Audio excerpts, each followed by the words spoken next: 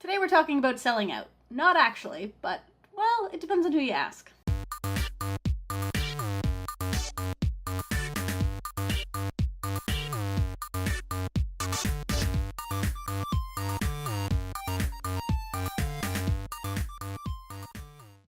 Hey WordNerds, happy Monday. It is a new week and a new chance to write all of the things. So today I wanted to talk a little bit about a topic I see a lot in the self-publishing world, but not a lot in the traditional publishing world, which is writing to market. In the traditional publishing world, I often see this as writing to trend, which you're often discouraged from doing because just because something's really big right now, it probably doesn't mean it will still be popular by the time your book would be coming out. So you're generally encouraged just to write what you want to be writing because you never know what those next trends are going to be. In the self-publishing world, things are a little bit different. Writing to market is pretty much what it sounds like, writing a book that you think is going to be popular based on what is currently popular or what generally does well within a specific genre.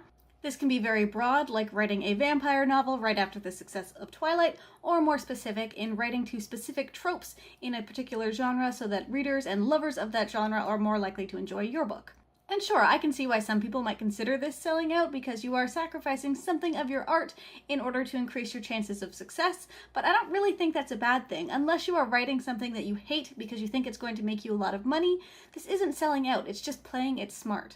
In pretty much 100% of the cases where I've seen people talking about writing for money or writing to market, they're doing it in a genre they already love. What they're specifically doing is trying to tailor their story so that it hits all of those popular tropes and leaves readers feeling satisfied because they've experienced everything that they particularly love about their genre. And there is absolutely nothing wrong with that. In all likelihood, even if you are going the traditional publishing route, you'll be encouraged to tailor your story to be more written to market anyway.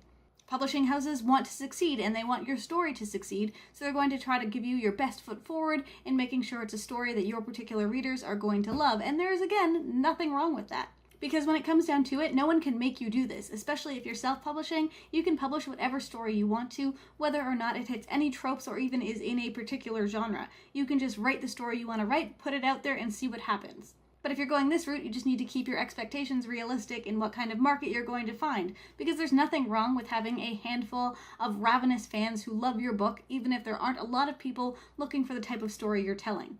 But there's absolutely nothing wrong with finding a kind of balance. In your first draft, write whatever you want to write. Write the story you want to tell, write the story you love, and then once you get to the editing stage, you can figure out what genre your story really is, figure out what is important in that genre, what kind of characters you need to have, what kind of pacing or plot you need to have, and make little tweaks along the way in order to be a little more written to market.